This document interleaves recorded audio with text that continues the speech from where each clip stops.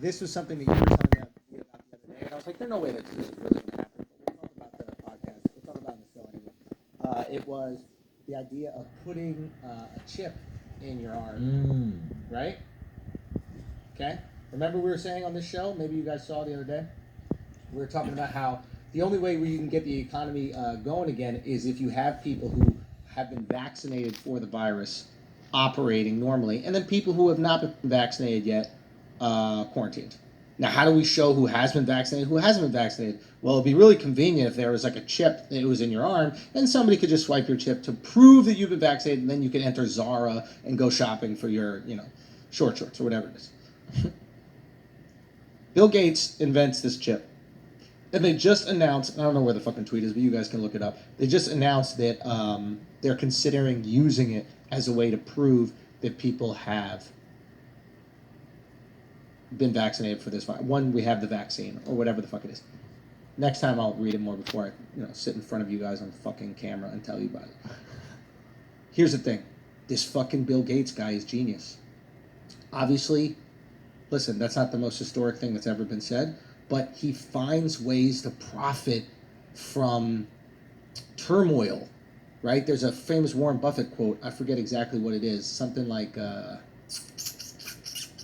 forget exactly what it is. Something like when there's blood on the streets, or when everybody's afraid to buy, you gotta buy, or when everybody's selling. What is it? It's what is it? Buy when there's blood on the floor? Something like that.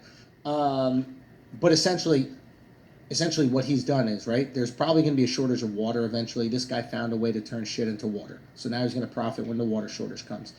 Now we have this global pandemic where everybody's going to have to be chipped up. Who happens to have made the chip already, and they can put it out there for distribution and shove it in people's arms?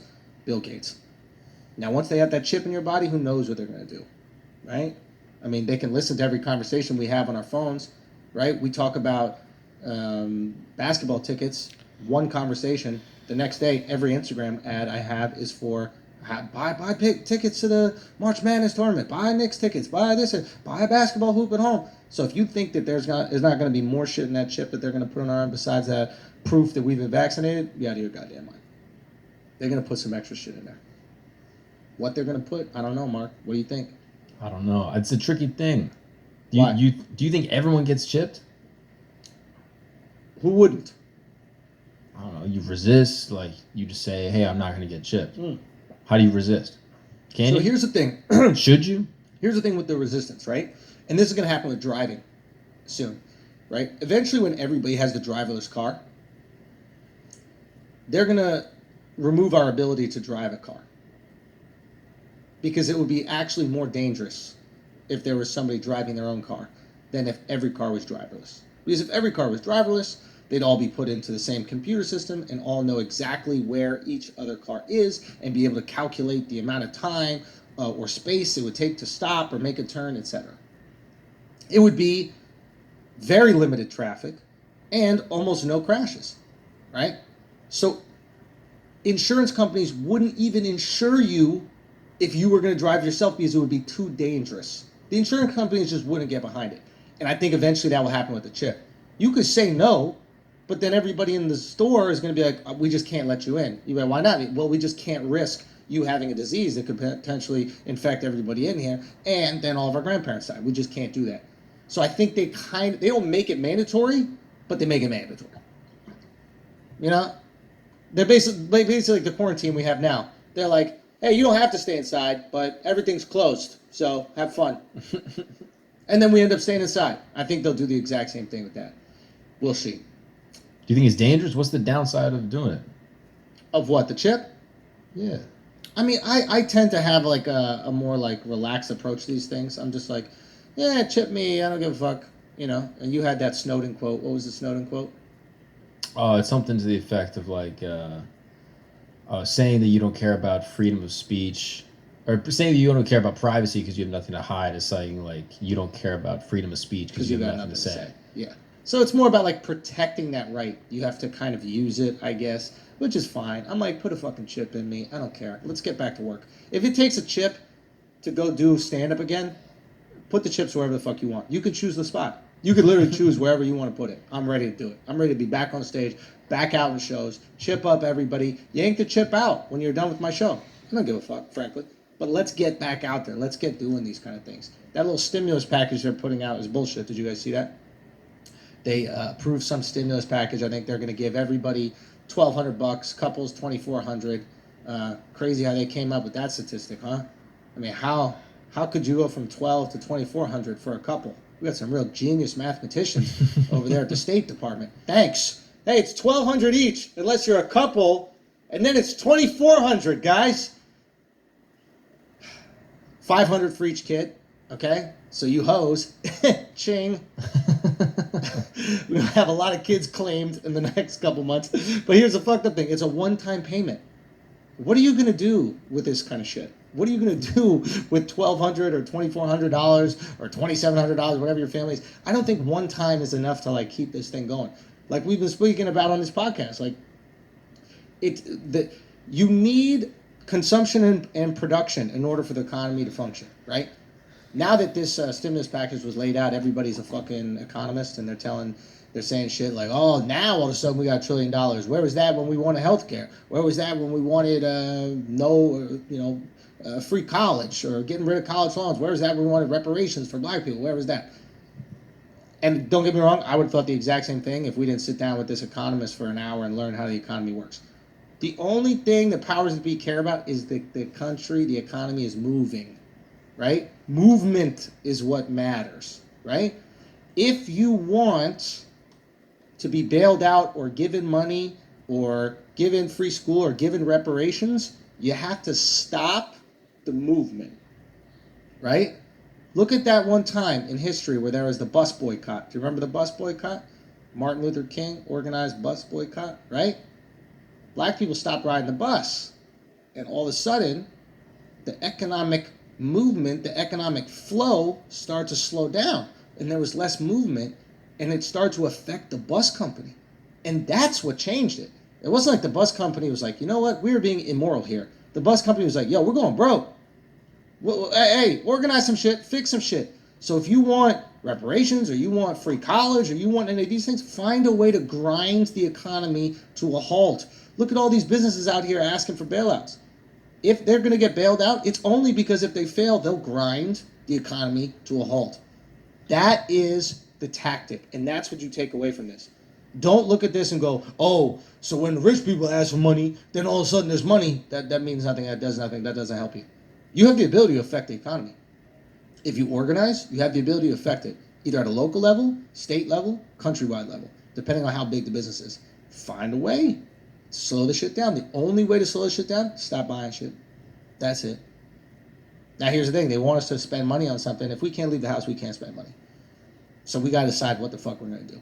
Maybe it's to get us some money for the next month because everybody's going broke and we need to feed ourselves and just, pay electric bill and these types of things. But the reality of the matter is the economy cannot be supported unless we're out there in the world spending money and doing shit. I hope we get there soon. I really hope we get there soon. Do you guys hear that China is offering to send people to Italy to help them out? Don't you want to just go to China and be like, you've done enough? Can you just fucking relax? Can you just send some people down to the wet markets and stop selling humpback? Oh my goodness, eating my There's certain things we don't need to fucking eat, okay? Just chill out. Let's do that. You handle your own shit, China. Like literally every virus. Is it every flu comes from China? Right? SARS, MERS. Was swine flu them? I think so, yeah. H1N1. I mean, come on. Isn't H1N1 that podcast? What's H1N1? Isn't that podcast? H3. H3. Anyway, point is, China, gotta handle your shit.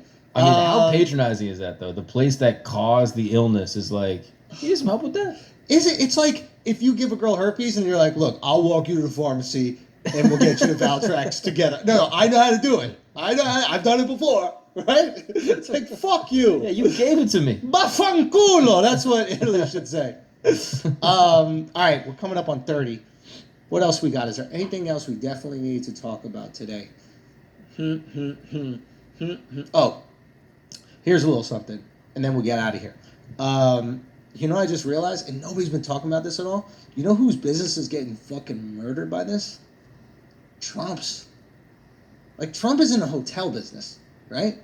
Somebody told me that 83% of hotels in New York, or rather, hotels in New York were at 83% not occupied, or whatever the fuck that is. So they were Vacancy? at 17% occupancy in New York last week. This week, I can't imagine what it is. I mean, that's even if they're open. That's even if they're open. They might be closed. My parking garage is connected to a hotel. The whole hotel is closed. They just shut down. No one's in there. So it's like, yay, man. This guy, and apparently his businesses can't be bailed out in the bailout. Because I think when you're a president, you're not allowed to financially gain directly from any of the bills that you sign into law. So literally, if every hotel gets bailed out, it'll be everyone. But the Trump hotels. I think there's a chance that the Trump hotels are going to go out of business. And how fucking crazy would that be that everybody said, Trump is just trying to be president so he can benefit himself. Trump is just going for the presidency so he can find ways to funnel money into his businesses. Trump is just doing all these things so that he can get even more rich and more powerful. And what ends up happening? He loses his hotel business and potentially loses the election. If that does happen, I'll believe in the Illuminati, bro. Because that is maybe the most genius way to take down another human being possible. Because not only are you taking down his ability to win the next election, you're taking down his ability to have that economic leverage that he's always had. He doesn't have to play politics like these other guys do, right? Bro, it's like getting someone fired from their current job and their old job. Yeah, and their next one. You can't even go back to it. It's like if Jordan left basketball and then went to baseball and was like, I'll come back. And they were like, no, you can't come back. Yeah. You can't play baseball or basketball. The MLB and the NBA are like, nah. No more gambling, MJ. So it could be crazy. We'll see what happens. Now, do you think he's got like a workaround where he's got someone else's name on the books? It's not I him. think they got to, bro. Like, all these guys got to. They like, yes. And the conversation's going to be had. Like, he's making tons of money off this. When you have information, you make money, right? That's what that Richard Byrd, that senator, did. They, like, dumped all the stock, right? Dumped like $1 million worth of stock before. And before the stock market took that huge dip. Because he knew it was coming. So, yeah, they're going to be okay. They're going to find a fucking way. Anyway, we gotta wrap this up because we gotta do some Corona's Got Talent. But man, I thought there was one more thing to say to you guys. I really forgot. Anything else? Mark, anything you want to tell the people? Nah, that's it from me. Tune in to Corona's Got Talent. Tune in tonight. We'll see you there. Peace.